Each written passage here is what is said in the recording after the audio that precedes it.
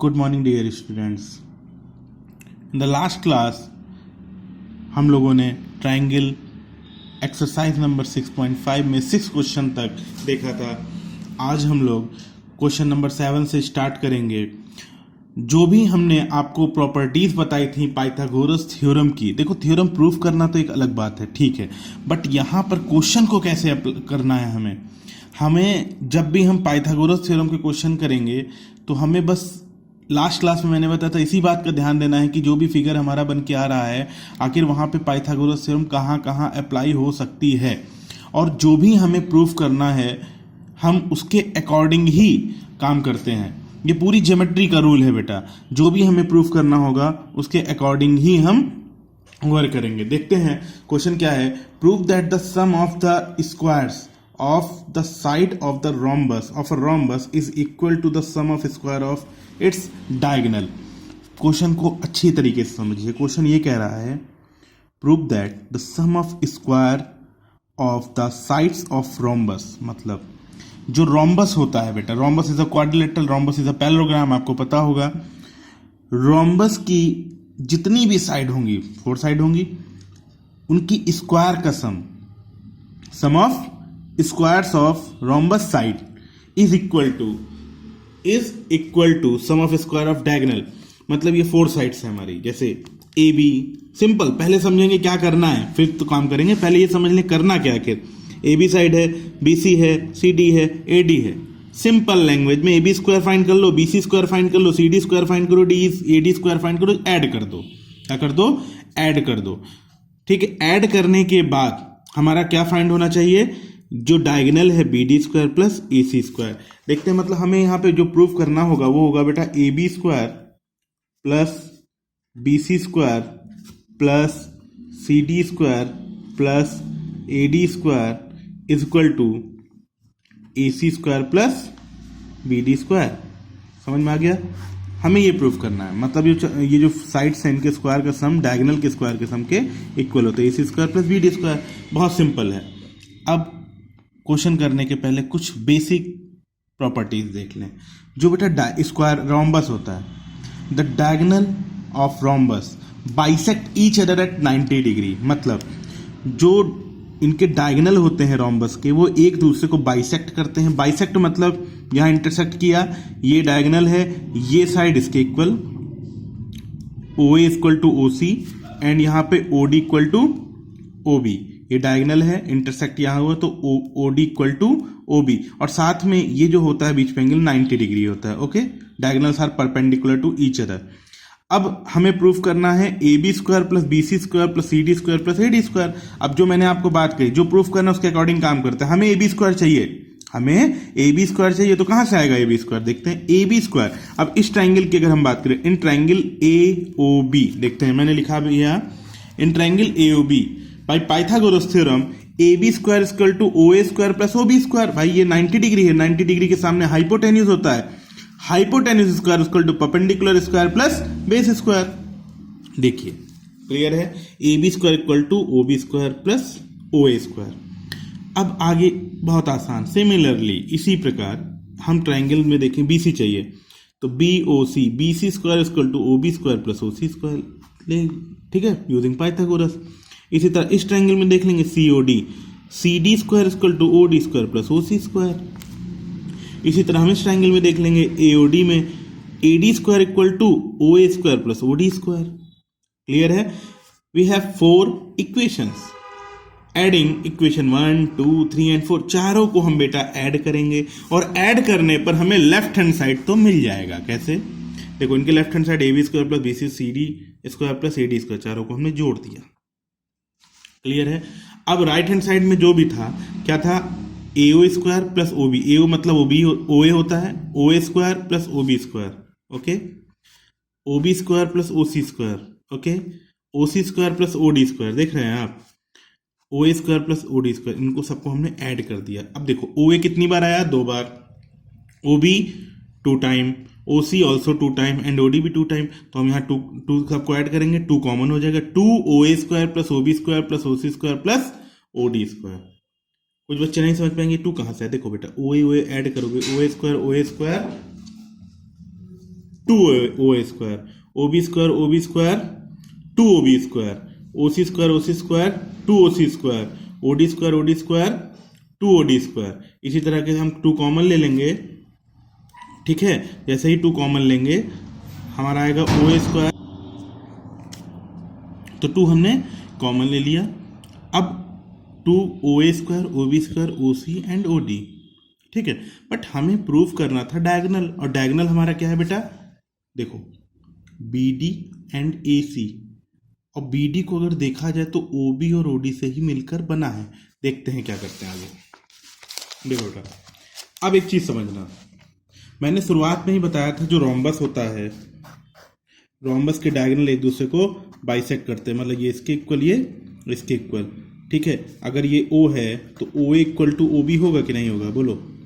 ये O है, O equal to O B, तो यहाँ पे ओ ए जो है O equal to O B, sorry measurement यहाँ पे, यह क्वेश्चन में देखते हैं, यहाँ पे जो मेजरमेंट है क्या है, ओ ए एंड ओ सी, तो ये दोनों आपस में इक्वल होंगे, O B and O D आपस में इक्वल होगा। तो यहाँ पर हम लिख सकते हैं बेटा O A equal to O C, O B equal to O D. तो जो ओ ए होगा, ठीक है, वो ओ सी के इक्वल होगा। तो ओ सी स्क्वायर को हमने, देख रहे हैं आप, ओ सी स्क्वायर को हमने ओ ए लिख दिया, okay. O A square plus O A square, और ओ डी स्क्वायर को भी लिख दिया, ओ डी स्क्वायर था ओ डी लिख दिया, तो O B square plus O B square, तो टू ओ ए स्क्वायर, और टू ओ बी, टू यहाँ भी कॉमन ले लिया, टू टू जा 4। ओ ए को हम क्या लिख सकते हैं, बिकॉज डायगोनल जो होते हैं बाइसेक्ट करते हैं, डायगोनल जो होते हैं बाइसेक्ट करते हैं, मतलब जो ओ ए होगा पूरे डायगोनल का हाफ होगा ना। तो यहां पे हम क्या लिखेंगे बेटा, O A is the half of, O A को लिख सकते हैं A C by two, whole square है तो होल स्क्वायर कर दिया, A C by two whole square, O B को B D by two whole square, A C square two square 4 plus B D square 2 square 4 is common, 4 यहां common लेंगे cut जाएगा, A C square plus B D square, hence proof. यही हमें proof करना था। ये है आपकी रोम्बस की साइड्स, उनका स्क्वायर का सम हमने देखा, डायगोनल स्क्वायर के सम के इक्वल है, ओके। नेक्स्ट क्वेश्चन नंबर 8 देखते हैं। क्वेश्चन नंबर 8 बेटा बहुत ही प्यारा क्वेश्चन है। सबसे पहले हम क्वेश्चन समझते हैं। क्वेश्चन क्या है, O is the point in the interior, O is the point in the interior of a triangle, मतलब जो O है वो ट्राइंगल ABC के अंदर कहीं भी है, और इस प्रकार है, इस तरह है कि OD is perpendicular on BC, OE is perpendicular on AC, OF is perpendicular on AB। अब हमें प्रूफ क्या करना है, देखो OA square, OB square, OC square minus OD। देखो जब तक डायग्राम नहीं बनाएंगे, बहुत लंबा है, कोई दिक्कत नहीं है, डायग्राम नहीं बनाएंगे तब तक नहीं समझे। पहले हम डायग्राम बनाते हैं। डायग्राम क्या है, देखो ABC ट्राइंगल है, इसके अंदर O कोई भी पॉइंट है, ठीक है, O कोई भी पॉइंट हमने ले लिया। According to question OD is perpendicular on BC, देखिए OD is perpendicular on BC। देखो जो कह रहा है पहले उसको समझना जरूरी है, ठीक है। OD is perpendicular on BC, OE is perpendicular on AC and OF is perpendicular on AB। Clear है। हमें प्रूफ क्या करना है, अब देखते हैं। OA स्क्वायर, OA अगर इस ट्राइंगल में देखा जाए OA कहाँ है, तो A को हमने यहाँ पे कंस्ट्रक्शन किया है क्या, ये जो O है O को हमने A से ज्वाइन किया है, O को हमने C से किया है, O को हमने B से किया है, क्योंकि जरूरत तो पड़ी ना OA की भी, OB की भी, OC की भी, ओके। तो हमने यहाँ पे ज्वाइन कर दिया। अब देखते हैं प्रूफ हमें करना है AF स्क्वायर, ये लेफ्ट हैंड साइड, ये राइट हैंड साइड। देखो अब हम सोचते हैं कि आखिर जो प्रूफ करना है AF स्क्वायर हमारा आएगा कहाँ से, हमारा AF स्क्वायर आएगा कहाँ से। देखो AF कहाँ पे है, सोचो, क्योंकि प्रूविंग में है ना तो हमें लाना पड़ेगा। तो देखें AF है कहाँ पर, AF ये। अब इसमें राइट एंगल ट्राइंगल कौन सा दिख रहा है, AFO, ये हमें देख रहे हैं, ये हमें राइट एंगल ट्राइंगल दिख रहा है, ओके। अब इस राइट एंगल ट्राइंगल में 90 डिग्री है तो इसके सामने हाइपोटेन्यूज OA होगा, OA square equal to AF square plus OF square, OA square equal to AF square plus OF square. Answer में हम देख रहे हैं ये प्रूफ करके हमें AF square plus BD square plus CE square के लाना है। इसका मतलब यहां से हमारा AF तो निकल गया, अब हम क्या कर रहे हैं, देखो जो प्रूफ करना है हम उसकी तरफ बढ़ रहे हैं। आंसर में हमें ए एफ चाहिए तो हमने निकाल लिया F, A F square equal to O A square minus O F square. Okay, similarly answer में हमें बी डी चाहिए, B D square equal to O B square minus O D. कैसे देखते हैं डायग्राम में, बी डी ये है, B D हमारा बेटा, बी डी ये 90 डिग्री है, ये हाइपोटेन्यूज है, मतलब O B square equal to B D square minus O D square. और यहां से अगर बी डी स्क्वायर निकालेंगे तो क्या होगा, O B square minus O D square. Okay, similarly अब हमें यहां क्या चाहिए, सी चाहिए। देखो प्रूफ, फिर से मैं बोल रहा हूं, जो प्रूफ करना है उसको देखते चलो, ऐसे नहीं होगा कि करते जाए क्या करना है पता ही नहीं, ध्यान से समझना। अब हमें सीई चाहिए, क्या चाहिए, सीई।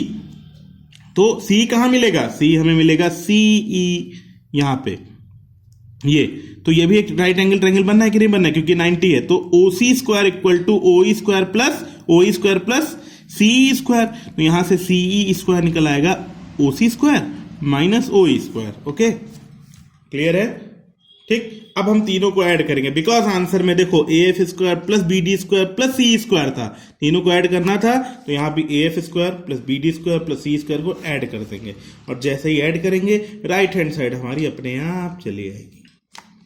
क्लियर है, ऐड करेंगे तो देखो A F O A square minus O F है, लिख दिया, O B minus O D है, राइट हैंड साइड में ये है, ओ सी माइनस ओ ई है, इन सबको ऐड करो। देखो जो प्रूफ करना था वो हमारा आ गया, O A square plus O B square plus O C square minus O D square minus O square minus O F square. यहाँ पे देखो ओ ए स्क्वायर है, बस अरेंज करना है, ओ बी स्क्वायर यहाँ रखा, ओ ई स्क्वायर, फिर O D square, O F square, O E square, जो हमें प्रूफ करना था वो हमारा फाइंड हो गया। क्लियर है बेटा।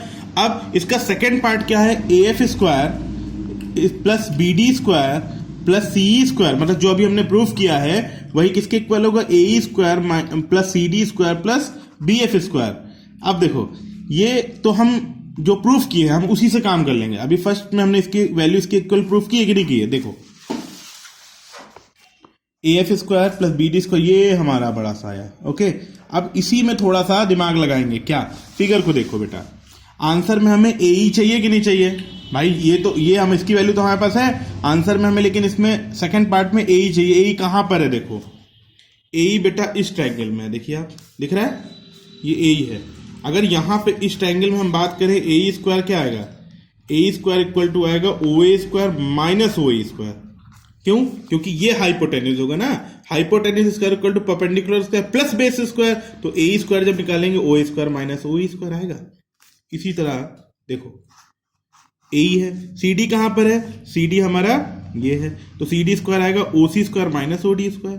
ठीक है, अब देखो फिर से हमारे पास इसकी वैल्यू तो थी, अब हमें इसकी जगह हमें ए चाहिए, तो ओ ए स्क्वायर भी है हमारे पास, जैसे हमने अभी बताया ए स्क्वायर क्या होगा, ओ ए स्क्वायर माइनस ओ ई, तो हमारे पास ओ ए भी है ओ ई भी है, तो O A square minus O A square को हम लिख देंगे A E, O B minus O F को लिख देंगे B F square, and O C minus O E को लिख देंगे सी स्क्वायर। यही हमें प्रूफ करना था। ओके, नेक्स्ट क्वेश्चन देखते हैं बेटा।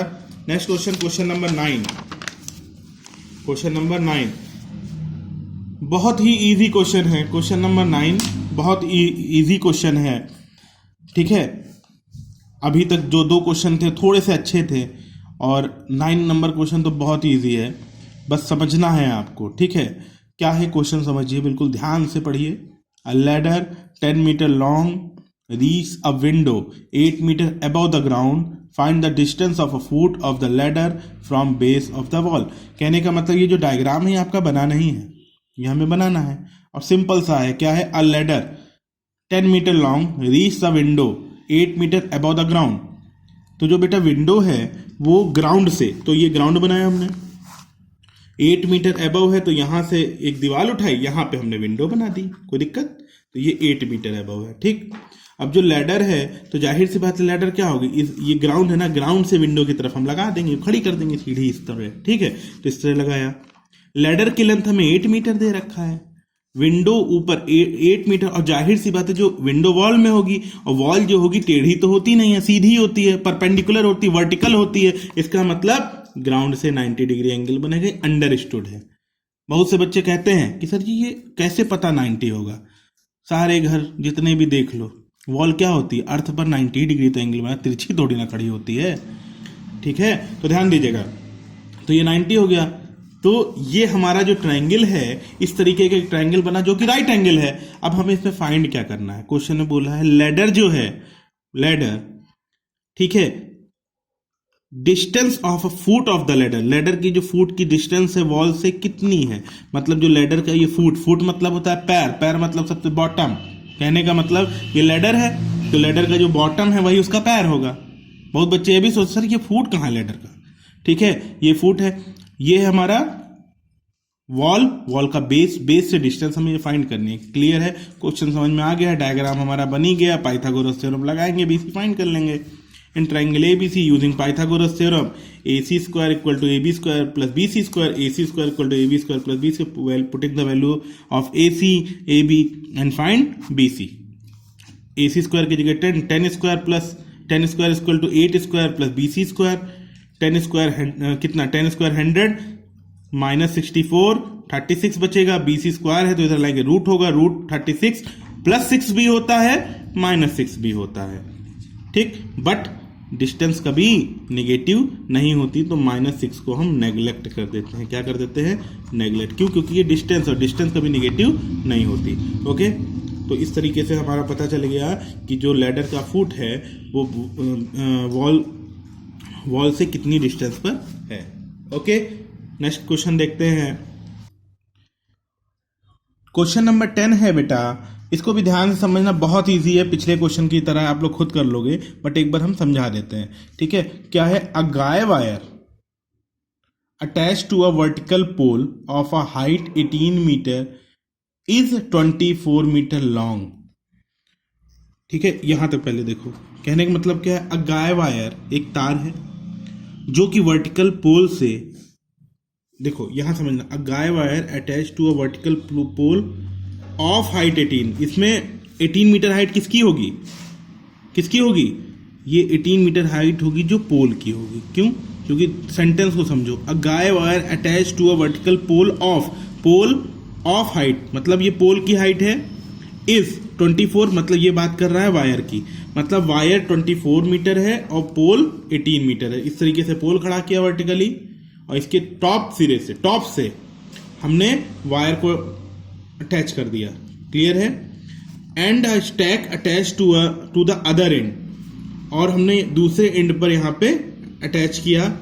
How far the base of the pole, pole के बेस, हाउ फार मतलब कितनी दूर है, शुड द स्टैक, खूंटा, मतलब जो खूंटा है यहां पे गाड़ा, और ये यहां से कितनी दूरी पर है, कितनी दूरी पर गाड़ा जाए, ठीक है, कितनी दूरी पर। ओके, बस कहने का मतलब है ये वायर है, यहां से अटैच किया, यहां पे गाड़ना है, ये 18 मीटर है, ये 24 मीटर है, तो कितनी दूरी पर गड़ सकता है खूंटा। भाई 24 लेंथ फिक्स है ना, तो एक ही जगह तो ऐसी मिलेगी जहां यहां पे लाओगे, कोई जरूरी है 24 हो, नहीं ना, एक ही जगह पे फिक्स होगा, और एकदम ये जो वायर होगा एकदम टाइट होगा, ठीक है, ध्यान दीजिएगा।